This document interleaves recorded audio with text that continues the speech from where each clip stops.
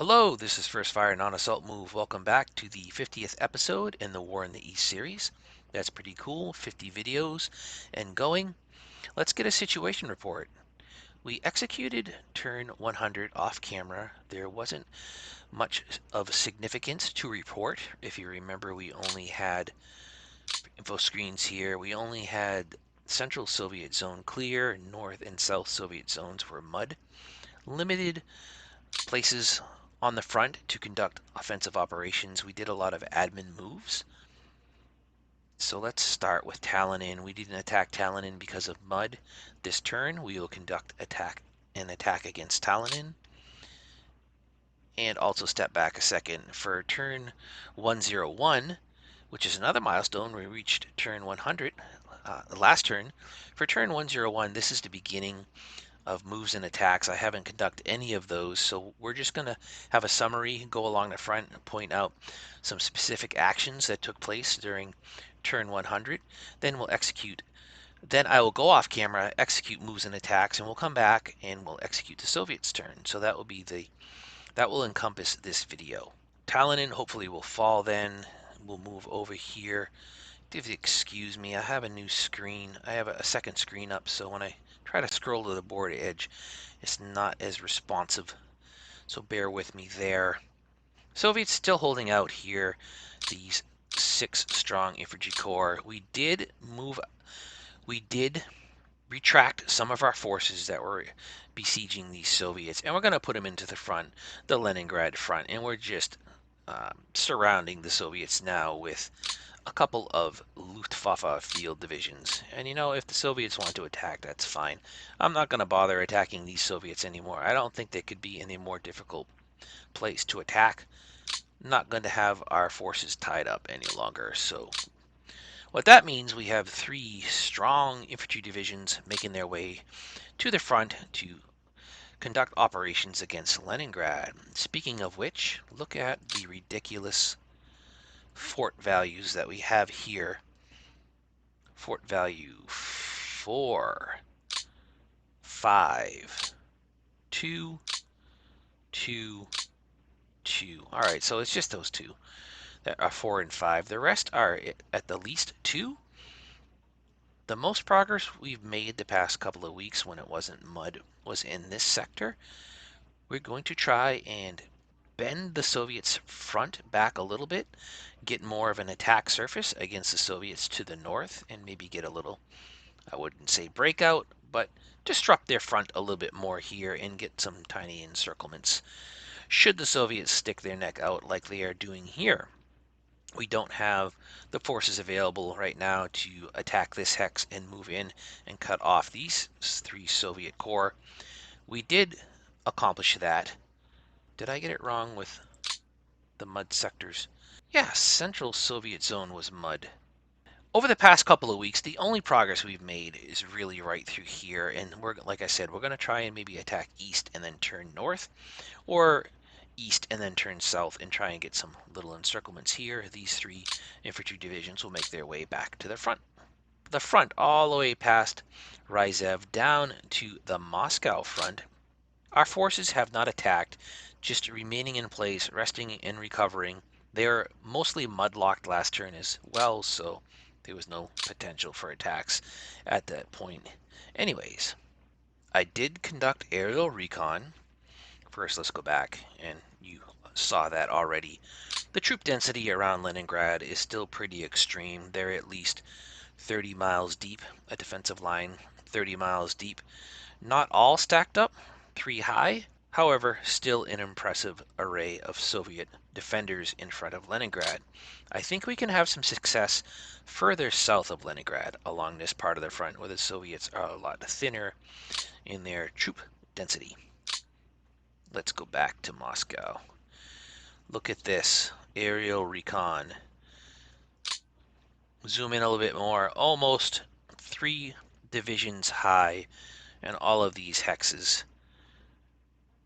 Almost all of them core. Almost all of them have decent fort levels. This is a very impressive defensive line. What are we going to do about it? Absolutely nothing. We will displace the Soviets. We will displace this very impressive defensive assemblage of Soviet forces. We will attack either to the north or the south. 90% more likely we will attack to the south because that's where all our attacking formations are. We will just hold in place, build up fort levels, be strong enough to resist any Soviet shenanigans, potentially bait them in like the Soviets are doing here, pushing in core through these little 10-mile gaps in our lines. I don't know why. Nothing really to accomplish. But during the mud, there's a lot of that during mud turns where there's really nothing we can do about it. And the Soviets take advantage of that. They just squeak forces in. But then when it turns solid ground, clear weather, we can take it. We can, make the Soviets pay for that, and we plan to do so here. 77, though not very likely. We're going to uproot these Soviets with fort level 2 at 54%. No, that's not happening. Only fort level 0. They haven't started to establish fort works there. This is what the Soviets do fairly often along our lines, as case in point here and here. All right, so the Moscow front really just a staring match right now against the Soviet forces lined up against us. Finally, with mud removed, our 3 Panzer Corps that were attacking through here. What will we call this? The Tula pocket. So our forces that attacked, broke through, linked up with the forces that were south by Orel, have formed the Tula pocket, and now can do pocket destruction, destroy the Soviets within this pocket, and then get back into line, reorganized, and look for offensive operations, probably not this turn, but in the preceding week. We'll start to make some plans how to go about the next offensive or shaping operation, not a full-blown offensive, because we got to be mindful of the mud. It could interrupt anything grand in scope that we plan. However, there's already the makings of the next potential encirclement. We could call this the Arel pocket because these Panzer Corps will rearrange, get back into attack positions, as will our supporting infantry divisions. And we move down. We have the 31st and now the 30th Panzer Corps lined up, and we realigned this part of the front a little bit, moved up some very strong infantry divisions, so we have a very nice assembly area here for our attacking Panzer Corps and infantry corps to strike through this sector and link up again with these German forces, this Panzer grouping, and make an Arel pocket. We go south of Kursk. The Hungarians is holding the line here, a quiet sector of the front. We don't want to press the Soviets back at all, because another plan would be to have this group of attacking forces, this Panzer Group and Infantry Corps here, as well as look down here, we'll zoom in a little bit. Similar to what we did here, grouped up some attacking forces, we did the same in this sector.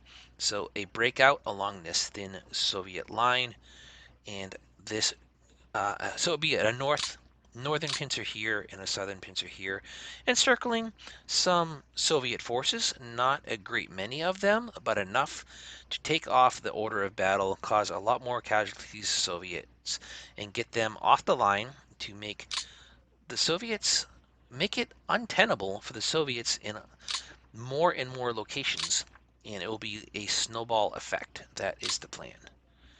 Lastly, what we want to do down here, finally we're able to get out of the mud and rearrange our forces along the, we could call it the Stalino front, or the Voroshilovgrad front, or the Donetsk front. This is our grouping of attacking forces here. We also started to move an additional infantry corps to add it to the fight on the Rostov front, and we're committing now the 38th Panzer Corps to this effort to take Rostov as quickly as possible. I like the chances of pinning some more Soviets against a water body, and look at that. They only left Taganrog, still at fort level 2, alone without these infantry corps instead. They should have just left them there. I don't know why they crossed the river here. Why do they do that? There's nothing to achieve there. And we could potentially pinch off 3 more formations if we take this hex. Pretty strong, but very only divisions in not, these divisions are not that strong, even though guards, quite often we can rout these divisions if we attack with 2 of our infantry divisions of our own against them. Get some good combat resolutions. Straighten out this is a mess because of mud. We have this isolated tank corps. I don't know what they're doing. Oh, did I show you where else they're doing that? We haven't even chased off our partisans yet. Oh yeah, IRL. I don't know why they did this. It was either last turn or the turn before where they pushed through a gap. We closed it out. I think we made an attack. It won't show it because that was last turn. We did make an attack here. I think this part was not in mud, so we pushed back one of these Soviet formations back over the river, occupied the hex, and now they're going to lose 2 more tank corps for no reason whatsoever, other than just, I don't know. Anyways, no reason, but more Soviet tank forces will be destroyed. And that's about it. The summary of turn 100 and planning for turn 101. We didn't get any reinforcements this turn, and we have a single infantry and our rail. Oh, our rail's back. That's right, because last turn we moved down the 30th and we drained our rail capacity to the bottom. So we'll move this infantry division. I believe that's going to go. Should I? Yeah, we'll think about where we're going to place. I'm thinking Army Group North, potentially. Or Army Group in and around Kharkov, Kursk area of operations. We may insert the 282nd. All right, I am going to step away and conduct the Germans' moves and attacks. I am back. Moves and attacks completed. Let's get a sit rep. Tallinn held out again. Although the fort levels are being reduced more and more, there's only 2 Soviet formations there. There used to be 3, if I remember correctly, and their defensive values are dropping the more and more we attack. I'm confident, unless there's mud, next turn, Tallinn will fall. Let's move over to the Leningrad sector. As discussed a little bit ago, we have shifted our forces to the south to attack in a more vulnerable region of the Soviets' front. Although the terrain is terrible, largely our force is comprised of infantry divisions. We will make good progress. Check that. We will make better progress in this sector where the Soviets are far less developed in their defensive positions and push towards Novgorod, and in doing so displace some of these Soviet formations that have ridiculous defensive values. No point attacking towards Leningrad in a direct manner. One thing to point out, I noticed that the 56th Panzer Corps has lost its motorized division. Again, I didn't look at info screens and look at the show withdrawals and reinforcements.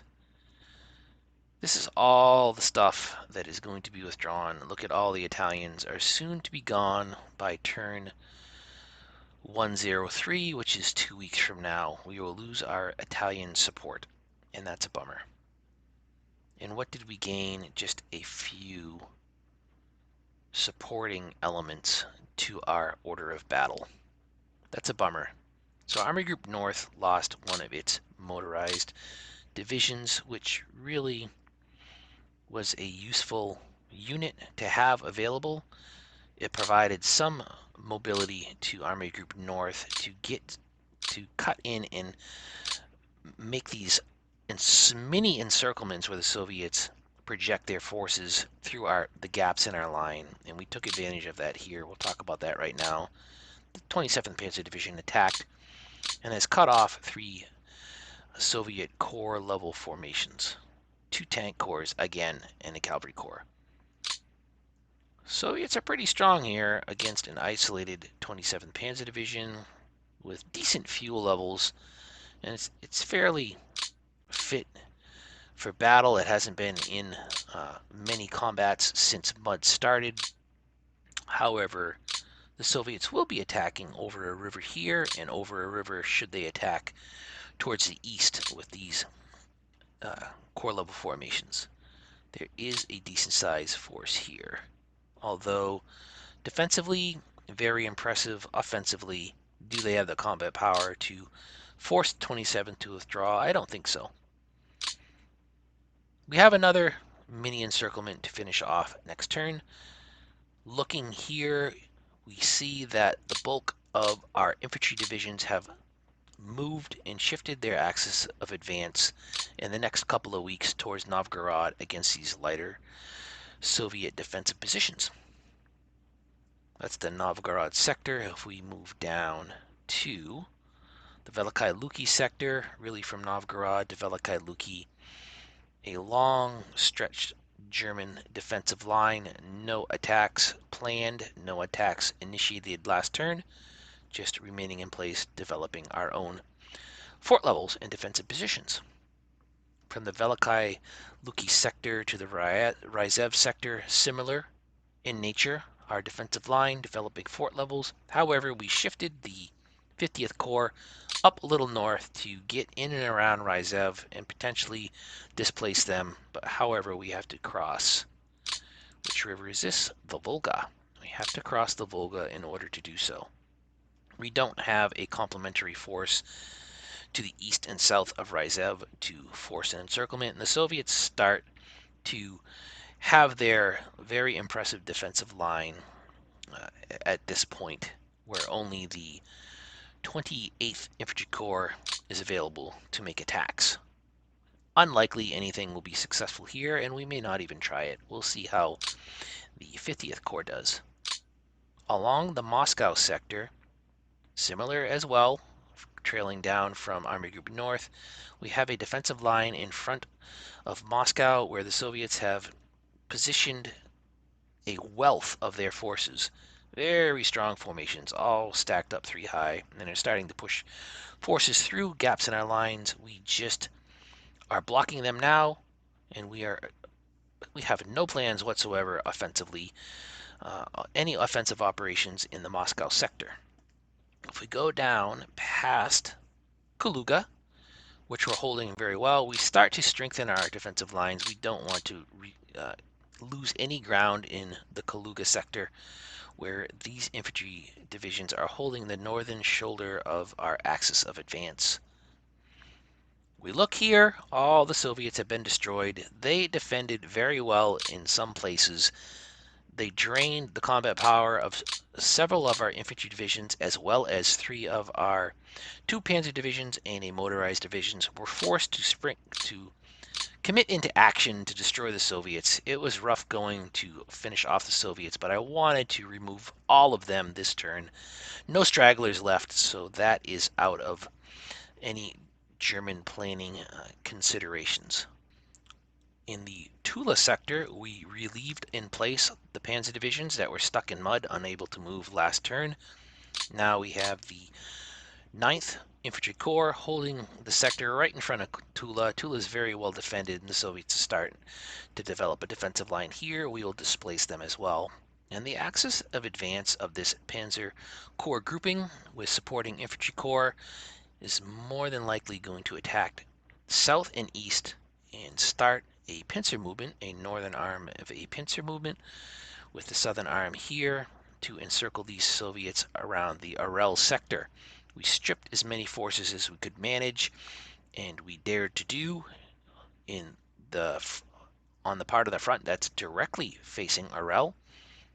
If the Soviets choose to move through these gaps, that's fine. That will entrap them even more. We didn't want to alert the Soviets, as we have done in the past, with having too much success breaking through the portion of the front where the tip of our axis of advance will be. And we weren't really in position to do that for the northern arm of the pincer. We had to get our panzer divisions back into attack positions as they were relieved in place by the infantry divisions. Now they are assembling and getting ready for next turn to break out to the north here. And we also conducted a few mini shaping operations, shaping attacks, just to get a wider frontage for our assembly area here, and we pushed as many as of our infantry divisions up to the line, and the 30th and the 31st are poised, fresh, supplied to burst through this part of the front in the Kursk sector. That is the planned move for the next week or two. If we move past the Kursk sector down to the Kharkov sector, a similar grouping, panzer grouping, with supporting infantry corps has assembled here. And oh, maybe this is where we did the preliminary attacks. We had some airdrops here, but we also did some attacks just to get into better attack positions, poised to break out of this sector and potentially not to alert the Soviets. We're not going to turn north too soon. We want to push towards Bukachar and have the Soviets alerted, thinking that is our objective, and put forces in front of us here, and then we will turn north. Once this will probably be a phase 2 or 3 of the German spring-summer offensive. Once we get this encirclement complete, then this panzer grouping will turn south and form an encirclement with this assemblage of attacking forces here to again encircle some of the Soviet forces. A smaller troop count of Soviet forces here as well as here, but we're taking a little bite at a time out of these more vulnerable sectors on the Soviets' front, which we have some very powerful Panzer Corps and infantry divisions ready to spring into action. Turn 101 was more movement than attacks, as we had to finish off the Tula pocket and move down our Panzer Corps and get our infantry into position. So if we move past the Kharkov sector and go down to the Voroshilovgrad sector, this part of the front is more lightly manned. We may indeed shift more infantry corps and hold this very lightly with German forces to either commit down here into this sector around Voroshilovgrad or up towards the Kharkov sector in support of these attacking formations. More than likely, yeah, as I think about it, as we've talked about, there's really no objective here. We just want to hold Voroshilovgrad, get up to the west bank of the Donets. This will be more lightly defended as the Soviets present no offensive threat here. Most likely the 34th Infantry Corps will shift its forces up to contribute and support this panzer grouping as well as the Infantry Corps here. I believe we can get away with a very lightly defended force, really from the Kharkov sector down to Voroshilovgrad. So south of Voroshilovgrad, we have a very lightly defended front. I don't mind if the Soviets start to creep through these gaps in our line. I'm kind of inviting them to, because we'd like to maybe encircle them in the future. Down here, we committed the 38th Panzer Corps. It only has 2 panzer divisions, but they're going to contribute greatly. Already they have done so towards the fight to take Rostov. We managed to bring 3 strong. Right now, they're fairly depleted. We made some attacks and moves through Soviet zone of control. They really can't do anything much, but they are poised to attack into this hex and potentially move into it and cut off these Soviet forces with their backs to the Taganrog Bay. We didn't. Oh, this is massive, because if you remember how long Taganrog held out with 3 strong Soviet infantry corps, now they've moved up. We forced one to be disrupted. We didn't have the movement factors or the ability to take Taganrog I hope the Soviets don't have the movement factors to move back in, because then it's going to be deja vu all over again. At least we got one of them out of the way. Oh boy, I wish I did my moves and attacks kind of out of sequence. I would have committed one of these panzer divisions to take Taganrog to ensure the encirclement and finally take this Soviet strongpoint. What's looking good here for the Germans is we are up to the east bank or south bank, however you want to, wherever you're standing and looking, of the Donets, with no Soviets in sight to defend this bank of the river, this major river. Should we be able to get across next week, this will be massive. We will have Rostov in the makings of an encirclement, a besiege, to besiege them. And thankfully, Rostov does not have any rivers to protect itself. It is facing to the north. It's all open ground except for this swamp hex, but we'll get these Soviets out of here, and we may have to just brute force an attack on Rostov. The sooner we can get Rostov in German hands, the better. It will free up a lot of our forces and help with German plans, help with future ops, what the Germans are going to do with Army Group South, which really hasn't coalesced for us yet. Order of the day one is, objective one is to destroy Soviet formation, so that's more than likely the actions they will take in the preceding weeks. Territorial objectives aren't really in the Germans' best interest other than Rostov, potentially all the way down to Krasnodar.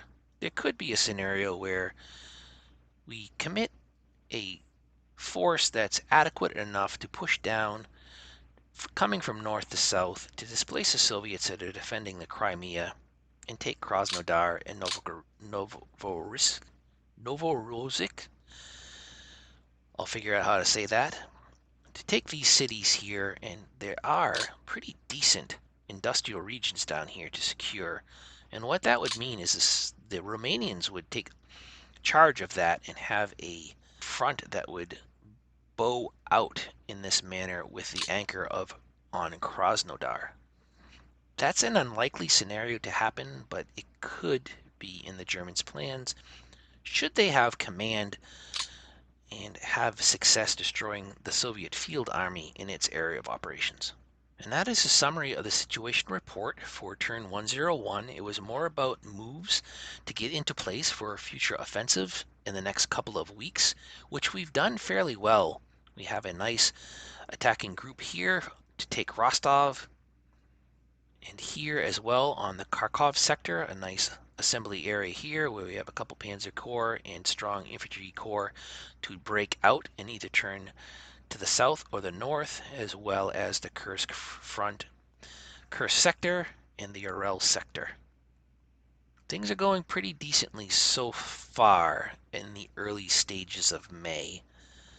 The next couple of weeks will really set the tone for how the Germans will fare for 1943. I don't fear any real Soviet offensives in any sectors. They're still surprisingly, well, I shouldn't say surprisingly, I should say annoyingly strong all across the Moscow front and Leningrad front. Those are the chief concerns for Stavka, to protect Moscow and protect Leningrad, and they're committing the bulk of their forces. I look here to the south of Ryzev. There's lighter forces. The Soviets don't really have an anchor between Ryzev and Moscow. This is kind of a weak point. It'd be difficult to shift all these Panzer Corps all the way up here to break out. But what would they accomplish? They'd be stuck in crossing some rivers, and the Soviets very easily could just shift these massive amount of forces to block any efforts, any kind of axis of advance in this region. As we mentioned a couple of weeks ago, as the mud set in, as we are enduring the mud, most of the damage we're going to do to the Soviets will be likely from Urel or Kursk south. And those are the initial plans the Germans have. We're ready for next turn, but lest I forget, let's take a look at losses.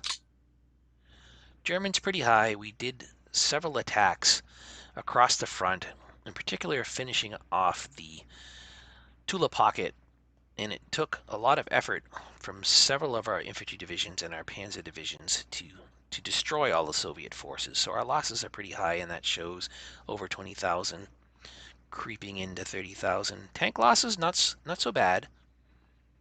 Let's look at what the Soviets lost. Almost 300,000 men, and those all came in the captured department. 220,000 men have surrendered in the Tula pocket, and also those mini 1-hex pockets that we finished off, those 2 tank corps. What really jumps out as well, look at that, almost 1,500 Soviet tanks destroyed. 43,000 total. That's looking pretty good. We can check out the order of battle.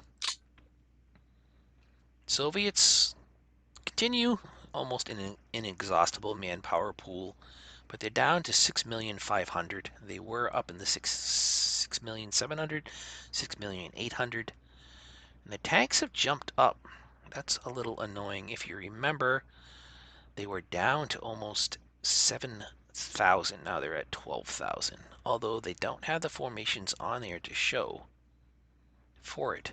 Germans almost 10,000, well, almost 9,000 strong, and we're still sitting a little bit over 4 million. That's pretty decent.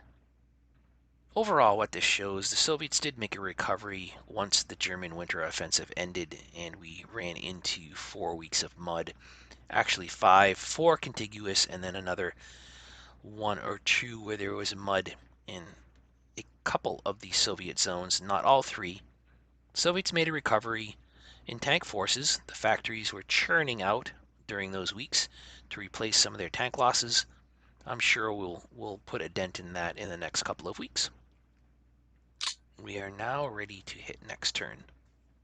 1 or 2 more things to point out before we go to next turn. Less and less partisans. The past month and a half or so, arranging our security forces and making a concerted effort to get all our major cities and minor cities garrisoned has definitely paid dividends. Should have done that earlier rather than chasing partisans around like a madman. Now there are less and less. Didn't get any reinforcements this turn, and we lost. It was either last turn or this turn. We lost a critical piece. It's for the Germans. Having 1 motorized division withdrawn affects the overall operation, and it kind of hamstrings Army Group North a little bit. Let's do next turn.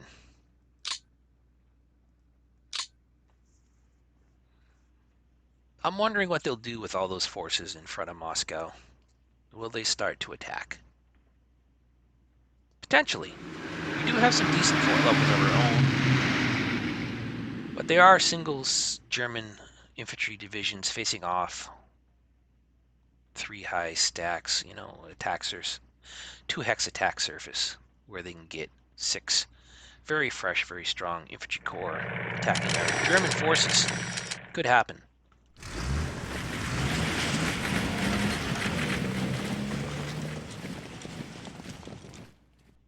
We'll make sure to cut out all the bombing runs during the Soviets' turn. Spare you guys that.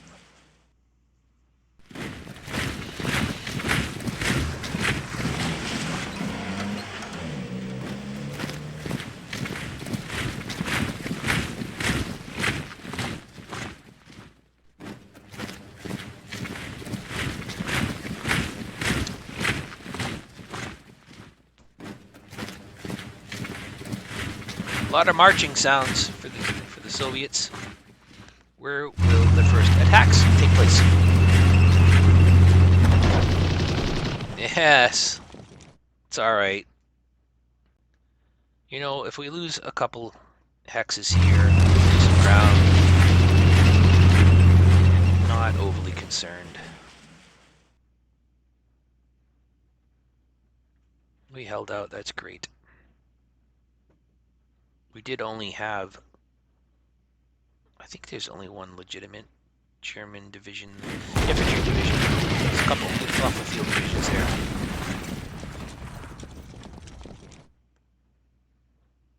Oh, that one infantry division we received last turn, it has made its way, and I did commit it to right there, actually. Right in that sector where we are a little thin.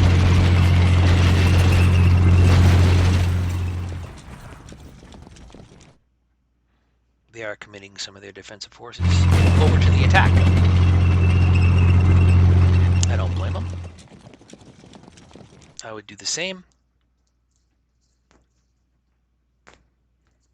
Grouping up like we do for our panzer groupings and our infantry corps. We have to make some sacrifices along the line, and Soviets will attack where our lines are pretty thin.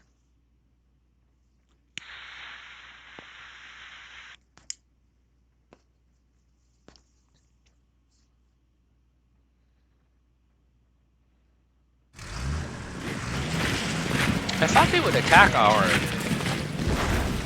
Romanians, but not. Alright, I'll be cutting it out here with the bombs coming. Alright, back after cutting a lot of bombing runs, and really, we just saw a couple, maybe 2 or 3 Soviet attacks. German losses under 20, that's great, and sure enough, we have mud in some sectors, which we predicted. We're still in May, and last year in 1942, we saw mud crop up all the way up. Really, I think it was July. I think there was some mud in July as well. This will abort some of our plans for this week of the 27th of May. We'll see just which sectors. It looks like 2, and maybe the Central Soviet sector is free of mud. Very limited losses on the Soviet side. They only attacked once or twice. What I did notice is that the Soviets got wind of our plans. Maybe one of our planes crashed. Oh, well, wait a second.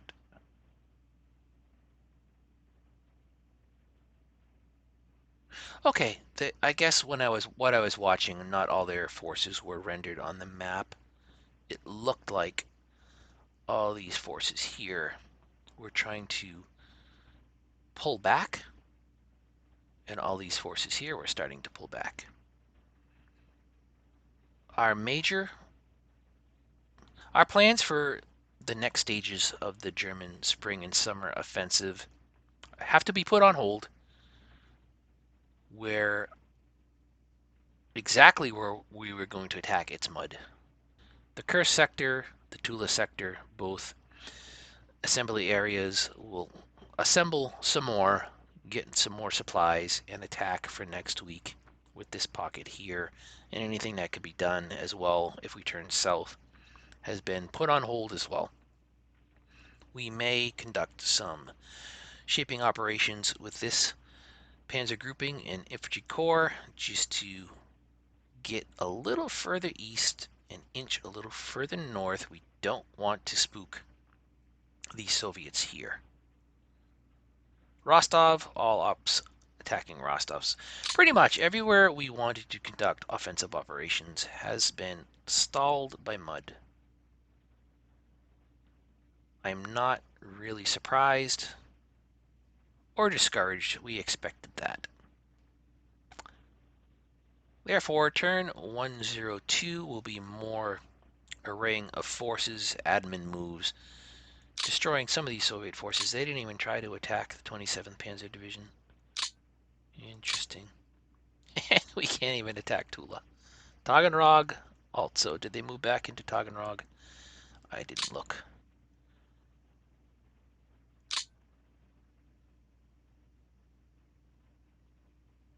What? They moved further north and left Taganrog. Very good. And can we move? No, we don't even in the mud we can't even move into this hex. And they came to the south bank of the Donets. Alright. Germans offensive put on hold for now. Resting and refitting. That's alright. We can always take advantage of that. Our Italian friends are still here for the next couple of weeks, and then they're heading back to Italy. I can't say I blame them. They did a great job, really contributed and helped out during the course of the war up until now. Thank you, Italians. And the Romanians, ooh, they can do some stuff. What? I didn't think you could move. Oh, mountain. Okay. We could attack into here. 51. I don't think we'll be doing that. Looks like a stalemate right now for the Romanians. All right, we're going to end the video here. Next turn might be off camera. I'm thinking it will be off camera. Actually, yes, it will be off camera. We'll come back with the next video, the conclusion. We'll talk about what happened during turn 102, the 27th of May, and we'll hopefully have solid ground across all 3 Soviet zones to conduct some offensive operations. I thank you for watching. This is First Fire, non-assault, move out.